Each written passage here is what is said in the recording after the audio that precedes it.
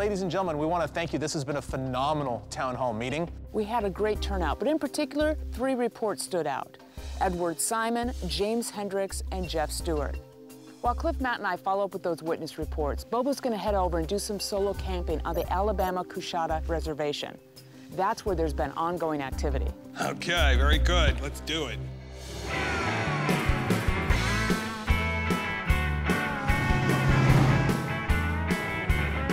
Renee and I are on our way to meet with James Hendricks and his wife, Carrie. That was the couple that had the road crossing sighting back in 2003. Howdy. Hello. Hello. And it's this location we're very interested in because it's not far away from several other reports that we found out about at the town hall meeting. Glad we found you. We're a little out of the way. Well, now that we're at this location, can you and Carrie run us through what you guys observed that day? Sure. We were driving along coming from this direction right over here. It was just before twilight. When I came around the curve, I saw an animal running on 2 legs. As he got up to the edge of the pavement, he looked at me and then dropped down on all 4s, and he crossed right in front of me.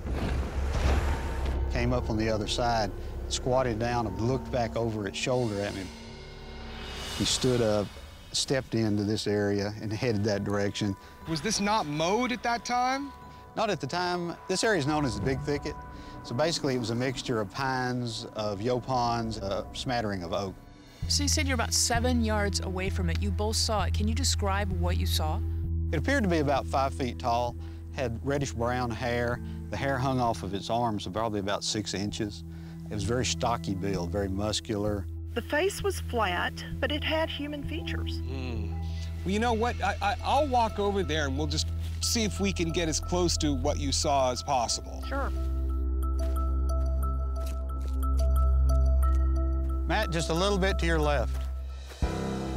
Right about there. Okay, so with Matt standing right there, how does he look in relation to the size of the figure you saw that day?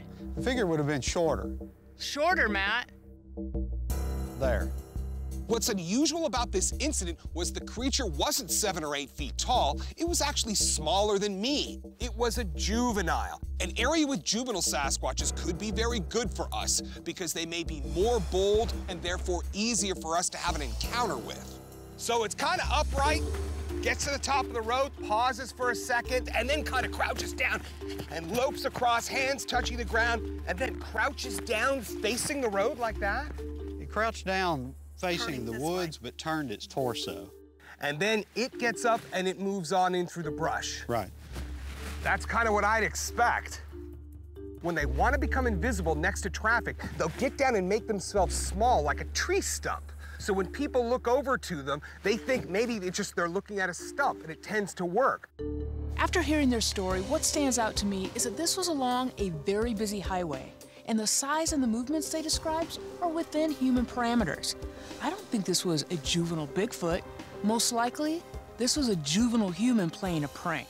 Well, I'll tell you, I think you really did see a young Sasquatch cross here. And you're from this area. Have you heard other stories from people out here about road crossing sightings? Probably 2 dozen.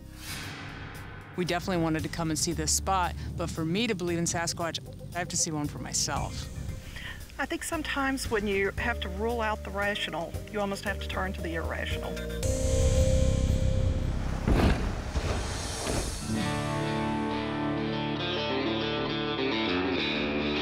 At the town hall meeting were some tribe members that invited me to come down to the reservation and do some squatching. I ran into some natives this morning that told me about a Bigfoot type structure behind one of the houses where they were hearing vocalizations. I gotta check this out.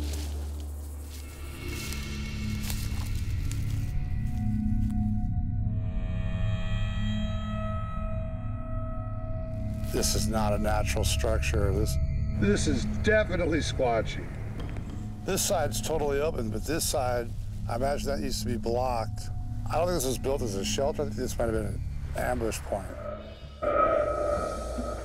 I'm not seeing hares anywhere.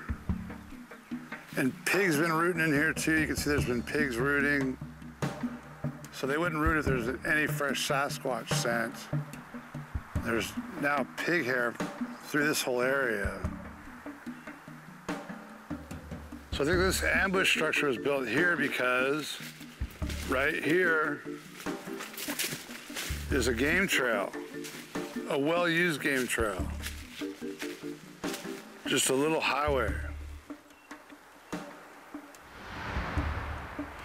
A squatch could literally cover that distance. 1 jump, 2 jump, bam, have it. This makes sense to me. I was skeptical at first because it's so close to the highway, but no one's back here. So it may as well be 20 miles from the road or 200 yards, it doesn't matter. If no one's here, no one's here.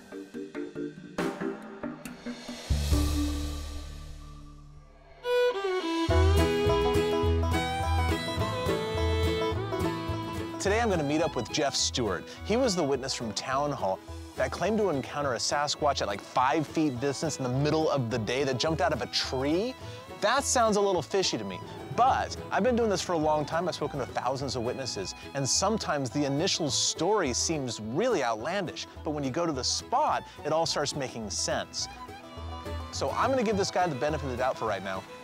I'm going to go check out his location and then see what I think of it. Hey. How are you? Awesome. How are you? Doing great. Great property, man. This is awesome out here. And we are in the middle of nowhere. How far are we from where you actually saw this thing? Right here, about 100 yards. That one? That's it, right there. Up in where you can see the natural saddle is where it was sitting. So you didn't actually see it up there, though, right? Never saw it until it hit the ground. So now that we're actually here at the location, tell me everything that happened. Like what happened before, during, and after the encounter. I wanted to walk down this little slough and see if there were any fruit-bearing trees. I got out of the truck, grabbed my gun, grabbed my camera. Down the trail I came. And I heard a loud crash behind me. And I turned around, and on the ground was this creature, 5 feet behind me. I reached back to grab my gun. I'm looking at this thing, and it's human looking. So I let go of the rifle, grab the camera, take the lens cap off, and it takes off running. So, and it was daytime, right? Daytime. You got a heck of a good look at Middle of the day. Well, such close encounters are practically unheard of. So, using this opportunity, what did you notice about its face? There was no visible hair in the face or on the face anywhere other than around the mouth. There was very, very fine, what I would call baby hair. Okay. The skin was dark, but it was real shiny looking, almost like oily looking.